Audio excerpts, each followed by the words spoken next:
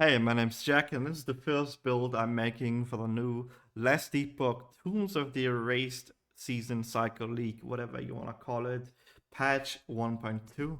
I'm here going for a marksman using the new Heartseeker skill. So let me show you exactly how this build works. Looking at this tree, I've read some of the patch notes, and I'm going for recurve chance, then the minimum recurve chance, or the recurve chance cannot fall below this minimum recurve chance. So we have a big chance of continuously recurving 66% is basically a favorite coin flip rate. And a storm of arrows, we're using hail of arrows for pretty much AoE clear. This will give it additional duration on recurve when it's active.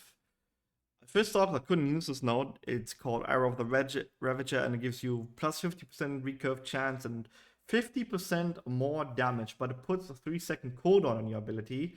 But then I keep running down the street and I realized that this gives you charges, which this gives you right here 3 charges of the Heartseeker ability, but this one is the most important and the best node. So Fletcher's Resurgence, your Heartseeker restores a charge whenever you pick up a black arrow. So you get a charge back when you pick up a black arrow. Then we go over here, we travel to this node, and we travel to this node over here called Returning Darkness.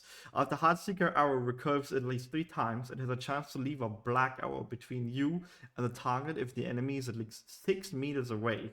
And as you can see, 100% chance. So we can hit 100% chance to drop a black arrow if the enemy is at least 6 meters away, and it recurves at least 3 times. That's not so hard at all. So we spawn ourselves black arrows, which we then pick up to regain charges to keep being able to use it without having to care about the cooldown. That is very nice. Damage increase here is really big. We also get 50% chance to gain a maximum of 4 dust shrouds per 2 seconds. We also use Gloomnable. It has a 30% chance to consume shadows, which then uses another Heartseeker, which is outside the cooldown and the charge limit. Then I also travel down here and we get ourselves Frenzy on hit for 4 seconds with a 10-second cooldown. And down here we have a 75% chance on hit to gain 1 mana and 10 health. I'm interested if this works on recurve. I'm guessing it probably does, so that's a lot of mana and health pretty much that constantly is coming in. Dark Quiver. As I said, we're using Dark Quiver for obvious reasons, right? We're using it together with Heartseeker really nicely. It has a bunch of bonuses. We gain 100% crit chance on using the next Black Arrow. We gain 120% physical resistance shred. We also create a shadow on picking up a Black Arrow. Then 48% more damage to the next ability. Plus 2 mana restored when picking up a Black Arrow. There's also a new node called Bleak Arrow, which works with Heartseeker. Using a Black Arrow grants your next Heartseeker additional recurve chance, extra 50%. This way, we're hitting 3 recurves really easily. And Umbral Resolution, this consumes all shadows, all active shadows on using a Black Arrow, which grants us up to 100% more damage, as we are pretty much creating shadows from picking up black arrows. This will be pretty much easy to hit together with the shadows we get from Smoke Bomb and Shift. Let's take a look at Hail of Arrows first. This is gonna be the one that I'm using for AoE clear. So 2 points in increased area of attack, so big area. Sky Strike for additional pretty much AoE damage. Silver Arrows is a crit build, so we're going full crit on this as well. Then Blood of the Sun is not needed as a travel node, but it's really nice. We have a 100% chance to gain Dusk Shroud for each second for 2 seconds while inside the area. So pretty much Dust Shroud gives you Glancing Blow and dodge rating. Glancing Blow is the more important this one. When a hit becomes a Glancing Blow, you take 30% less damage. That is insane. So having these is really fucking nice as a defense layer. Then of course you get maximum duration, mostly for this as well. And this node specifically, Hell of Air deals more bow damage of its duration scaling up to a maximum. That's why we have such high amount of duration. 80% more damage at maximum damage bonus is really nice. And then over here, we can have only one active hail of arrows at a time, but that's completely fine as the AoE is pretty much going to be so big that it's probably going to be covering the entire screen anyway, with the huge long extra 40% duration together with the 30%. We had 70% more duration, which should pretty much let us hit these two here really easily, right? Smoke bomb is really nice. We get acceleration as a travel node as well and max it out for the nice 50% acceleration. We go down here, and while standing inside the smoke cloud, we gain base critical strike chance of 10%. That is ginormous. And a nice bonus, blinds with bow attacks. So that is a 100% chance. We'll blind with bow attacks with some extra defense flare. We go down here with this one travel node, and we're using Humble Assault, which creates a shadow every second, right? So we have a huge duration, which is 50% more. This thing lasts 4 seconds, so 6 seconds. So we'll be creating at least 6 shadows, which we can then use to either consume over here or consume over here, right? So that's really nice. Travel node, and we go down here and we get Moonlight Bomb. This gives Silver Shroud. What Silver Shroud does gives you a 100% chance to dodge the next time you get hit. So this is really nice. It's an initial burst, so you instantly get 3 stacks. So you can immediately dodge three attacks in a row upon using Smoke Bomb, and then we also get the cleanse elements on using the ability. So big defensive layer in shadow creation on here. Shift, really nice. Cooldown recovery and mana efficiency, really nice, right? Want to be as efficient as possible on this. Have as few mana use as possible. Swift recovery, we gain mana on use, and when we have below half, we gain 48 mana, which is a lot. Shadow Slip, invulnerable while shifting, very, very good. Can recommend that. Nice 50% increased movement speed for 1.5 seconds upon using shift. Basically, upon coming out of shift. When we use shift and we're below 50% health, it will automatically use a potion. So some nice optimization. Over here, we take Lasting Presence. We will create a shadow from the place you shifted from. So another way to create a shadow. We'll go over here. We get healing on shifting. We will healing per point of dexterity just for travel node. And over here, this one's really important. If a single hit deals at least 50% of your health, shift cooldown is reset. This can only occur once every 10 seconds. So we get hit for 50% of our health. Shift comes off cooldown because it gets reset from this. And then we can immediately use it together with Emergency Flask if you have a potion to then use that potion. So it's a really nice oh shit button, right? We get a bunch of healing, we get mana back, we become invulnerable while shifting, it uses a potion, if below 50 it creates a shadow, and it also ailment cleanses us. So really big defensive ability that I'm using here. And that's pretty much a skill. Let's go over the passive tree. This one's pretty much straightforward. Over here, 5 nodes for travel. You don't specifically need this early on, right? You can also put it here if you want the poison resistance instead. I like the extra health on this. Damage taken while moving, I would always take this. That's 20% less damage taken while moving. We are a range build, so we will pretty much always be moving. Amazing note. Haste on hit, of course, is really nice. This gives us a big 30% increased movement speed buff, and we also get increased damage per 1% increased movement speed. So can't go really wrong with that. We go over here for critical precision. As I said, we are a crit build, 96% increased critical strike chance from these 8 nodes. Then we go over the marksman tree where most of our stuff is. I go for Assassin's Quiver, added bow critical strike chance, bow damage, increased crit. So when we get down this tree, we also get critical kill vulnerability chance. Really nice since we are crit build, right? Heightened senses, critical strike avoidance is not important. I mostly take this note for bow critical strike multiplier. Then over here, the armor shred chance and the armor shred effect is really nice together with the increased bow damage. Thieves Quiver, bow damage, least of health, 5%. So that way we regain a lot of our health and we gain some health padding. Our Storm is really nice. 50% increased bow attack speed for 3 seconds on using a bow attack, which with a 10-second cooldown. So we can pretty much spam Heartseeker out like really quickly that way. Then these 5 nodes specifically for the physical shred chance, which is base, so we will always have a 50% chance to shred physical resistance. Very nice.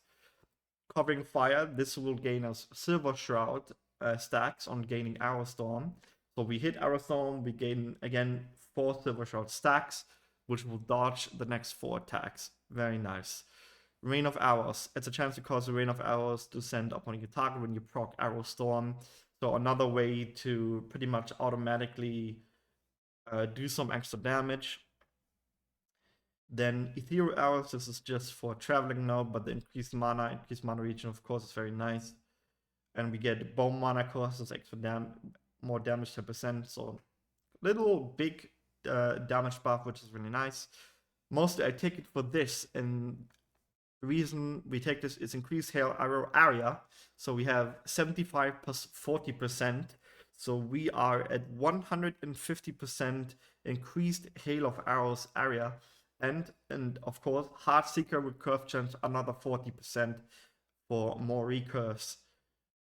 Barrage of Pain for the really nice increased crit chance per stack at maximum of 5. So that is really big. And then over here, critical multiplier per stack. But more importantly, health on crit. This is really, really important for life sustain, as this build has, in fact, a 100% critical strike chance. So we will always crit, and we will always gain health on crit, right? That is amazing. This, by the way, does not have a cooldown. You will pretty much be always at maximum stacks. Then we have Sharpshooter. Chance to gain a stack of Sharpshooter when you hit an enemy based on how far you are from that enemy up to a maximum of 10 meters. So, as I said before, you want to be away from enemies anyway, since we're a range build. Plus, we got the 6 meter limit that we need to create black arrows. So this comes actually in handy very nicely. So we have a 50% chance to gain Sharpshooter stack, which increases our bow damage by 25% per stack. And we go over here and we get additional armor shred chance, increased stun chance per Sharpshooter stack as well. And that's pretty much the passive tree that we're going for. Pretty much straightforward. So then let's go over the items. Bow first. We are using an obsidian bow, which has the implicit of bow damage for crit and increased physical. You want to specifically get the T7 base physical bow damage. That is the most important. We do have a lot of percentual increase. We have 1000% increased physical increase, but we need the base damage the most. Then the suffixes are pretty much straightforward. Chance to apply armor on shred on hit and physical pen. There's nothing really better to go for. If you can get an increased physical damage sealed affix, the prefixes, increased bow attack speed is really nice. There's nothing really other to go for. You could go for crit chance and bow attack speed instead, or crit strike, crit multiplier, of course, since we're a crit build. That is like the options that you have. I think bow attack speed is by far the one that increases damage the most. The quiver, Skarnia quiver, which gives crit strike multiplier implicit. Again, physical bow damage, try to get that exalted T7, increase physical damage, and then fix resistances. The armor, I'm using a Gorgon scale coat, which gives armor and chance to receive glancing blows when hit. And lightning resistance over here, try to get the T7 level of Heartseeker so we can fit all of the things that I've shown on the skill tree. Recurve chance, which of course gives us more damage basically. And I also like to go for the armor and reduce bonus damage taken from critical strikes. we can pretty much reach 100% with all the ones that we have on the idols and body armor and boots. Basically, 1% reduced bonus damage taken from critical strikes is a big defensive layer, pretty much. That way you reduce a lot of the one-shotness of certain enemies that would do too much too much damage. I mean, increased health. We have a nice defensive health layer. 2000 health is not bad at all, right? So I go for that as well. The helmet, Dragon Visage, I really like this as it gives crit multiply and fire and armor, so 3 modifiers that we really like. Vitality, increased armor, shred duration. This one is really nice, right? So we have, as you already saw, pretty much we have a ton of armor shred. 500% armor shred.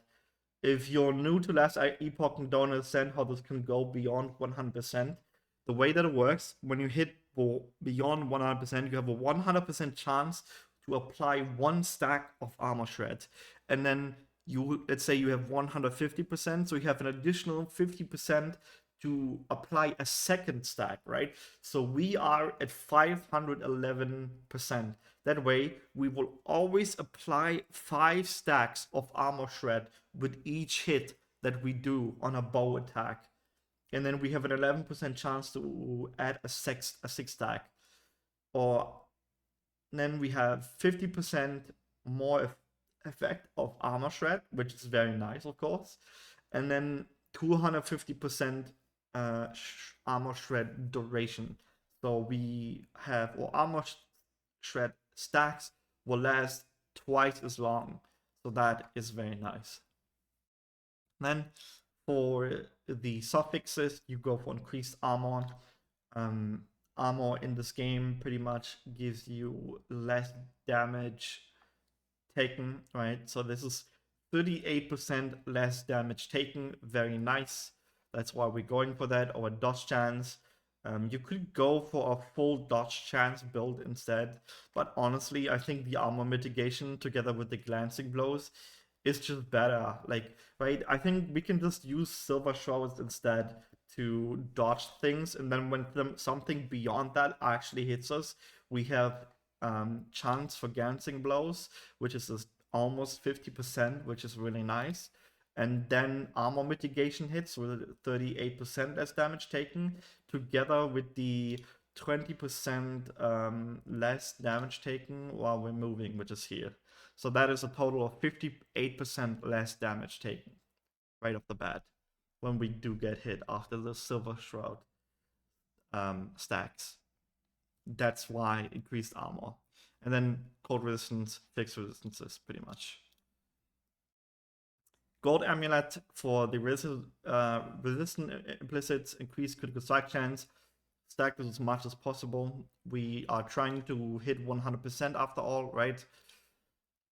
Then just increased physical damage is really nice, or like any of the other like modifiers which would help you. Critical strike multiplier, of course, is always better if you already hit 100% critical strike chance on your build. And then there's nothing really on there other than that you need. Then the rest, fixed resistances. The rings, copper rings for the increased critical strike chance.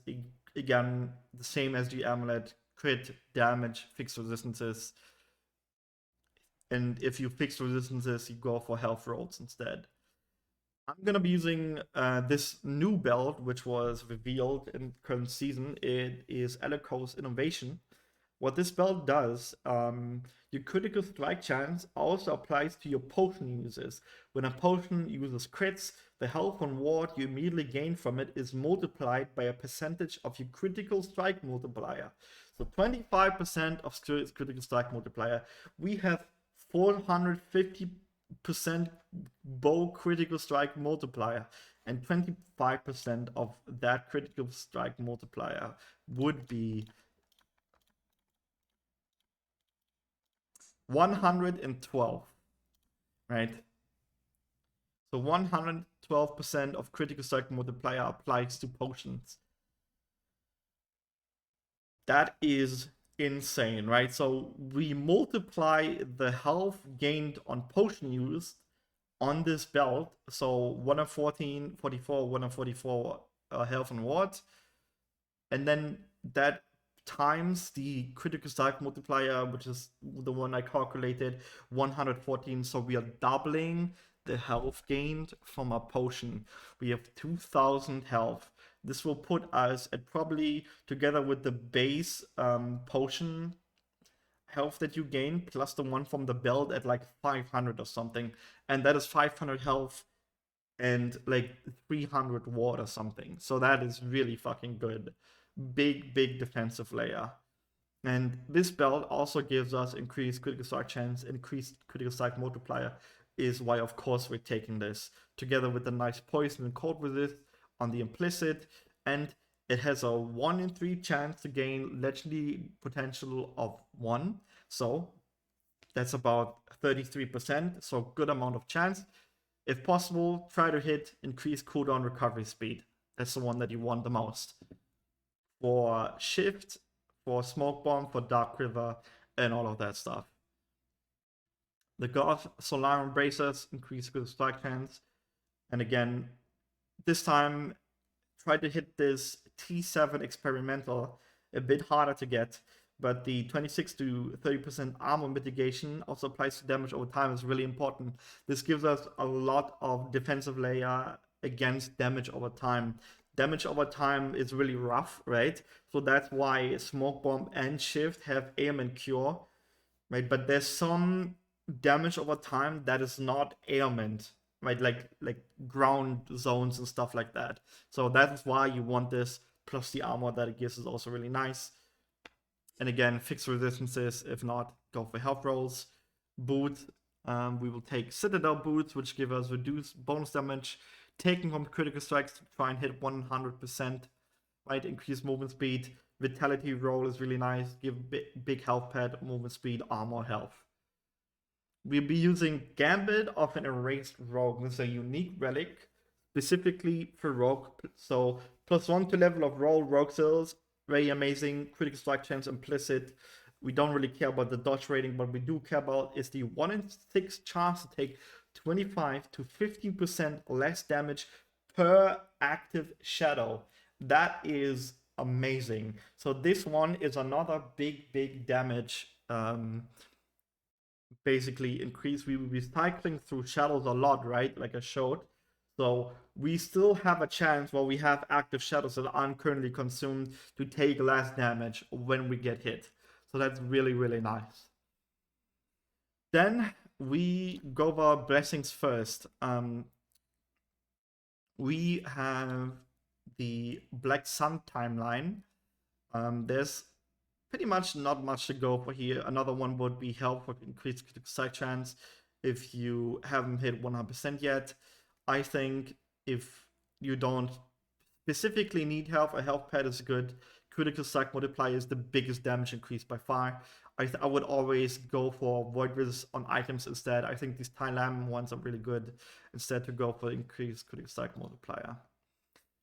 This one is kind of unfortunate. There's a lot of stuff here that we don't need. If you're struggling for lightning resistance, go for that. But I doubt so, as when we look over here, all lightning resistance pretty much comes from implicits and then like one suffix on a ring, which is actually elemental resistance roll, which also goes for fire and cold at the same time. So I think the best one here is mana, as we do have some mana use when we look at those skills, right?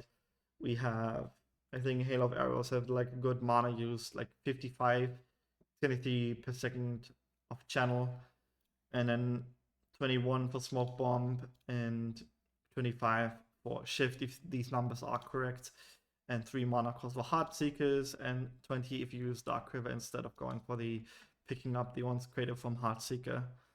So 180 mana should probably be enough, and I think we do have enough mana.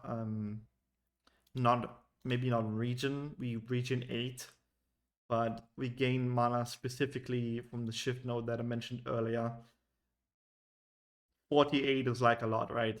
So below half is like what 90 90.05, and then you gain 48 mana back on using shift. So super worth it. I'd say to increase the mana pool to be able to use all of our abilities. I think the rest of the stuff is really not important at all on this ending of the storm timeline blessing. I think the other one that you might go for is increased health region, but as I said, we have a lot of like we have health leech and then we're getting health on crit as well. So I don't think we need that. Then the Age of Winter timeline, by far chance to apply physical shred resistance. If you can, try to hit 50%. Like together with the one that we get from the tree, right? This one puts us at 100% base fizz shred without Dark River. If we have Dark River active, this puts us at 220%. So two fizz shred stacks. Absolutely amazing, and I think core resistance on item, physical resistance on items, right? Endurance threshold is kind of nice, but you don't want to ever get to or endurance threshold anyway. So I think this is the best one to go for. Maybe increased armor, but honestly, I think the fish shred is just better. If you're feeling fine for damage, you could go increased armor and get some more damage mitigation out of the armor we have. Then Spirits of Fire, I think armor is the best here. Chance to failure on hit is also nice. If you care about endurance, you can go endurance. Fire resistance, you can fix with items, and you don't care about dodge chance. So that is by far the best. Lastly, the Reign of Dragons timeline. Of course, we have fist build, so we'll be going for the increased physical damage. Don't care about necrotic resistance, we can fix that on items. Chance to slow and hit is not as good as the increased fist. We don't really particularly need it. Poison res on items and all res is, I mean, pretty nice, but we have our resistances fixed, so we don't need that. Increased physical damage is by far the best, I'd say here. That's the blessings. Now the idols. I tested out a bunch of different setups, and I do think that this is the best setup. You can also go for these 2x2 idols, and specifically the class idols. The other ones are useless. What you want to go for here is the shared critical strike multiplier, and then a bow critical strike chance to get 100%. If you have 100%, increased armor shred effect is really, really good. That increases your damage by a lot as well. And then these are the newer Weaver idols. Idol enchantments that will be coming with the 1.2. There's two ones that we really care about here: increased critical strike chance, a critical strike multiplier for obvious reasons. And the other one, the second enchanted affix, haste effect and haste duration on evade is kind of good. You can go for that if you want a glancing blow chance. Increased dodge rating is really nice as well. Increased damage, like we don't care about this. Physical resistance and bleed, we don't have bats, we don't care about throwing. Silver short duration, you could get this. I mean, it's kind of nice when you don't want to keep on read on, but I think the best one is by far the glancing blow chance to increase dodge rating. Specifically for the chance to glancing blow is by far the best. To try and hit at least 50% would be nice. 100%, I don't know if that's possible with how tight it is on this build. Then this 1x4, these 1x4s are actually pretty good as well. Critical strike chance on the prefix. And then the other prefix is all the way down here. We can get rogue, recurve chance, and bow damage. And the suffix is increased damage while reading a bow. Bow damage. You can also go for increased armor shred duration. The rest is really not useful at all. Increased critical strike chances, critical strike multiplier again on the enchanted affix. And this 1x4 actually has a different second affix that you can take on the pool, which is increased damage while wielding a bow and chance to repeat bow attacks. So if I understand this correctly, the way that this works is let's say you press Heartseeker and you get the chance to repeat, and it will repeat Heartseeker without costing mana and taking up a charge. So that is another way for some big damage increase, pretty much. You can also go for the movement speed and increase damage if you like that. On that, nothing really important. These 1x3s give you chance to apply armor shred on bow hit, increase bow damage, and then armor and reduce bonus damage taken from critical strike and critical strike chance critical multiplier on the enchanted affixes. And then we have these fill slot, which is just bow damage, physical pen, increase physical damage. And that's pretty much the build, right? I call this the Demon Hunter. That is pretty much what I designed it after you can see. So this would be like Rain of Vengeance, Hungering Arrow, then like the movement ability. We actually had Smoke Bomb in Diablo 3 as well. That's pretty much what I went for with this build. I am actually very surprised at how tanky this build actually is, together with the Silver Shroud and then the armor. And this like 20% damage while moving is actually amazing. And we have like a bunch of attack speed, critical strike 100%, like almost 500% critical strike multiplier. If you roll really well, you can hit like 480. Then like plus like over 1000 increased physical damage. Sadly, I can't calculate this, as this is like the ones that DPS calculation is currently supported for. So set on that. So I can't really tell how much this build is gonna do in damage, but it looks absolutely really good. Like, I am probably going to be playing this. If you like, leave a like, leave a subscribe. That's the video. I'll be posting more builds. And PD2 Season 11 also is going to be doing a big review soon. I'm going to be doing a video about that as well. See you around.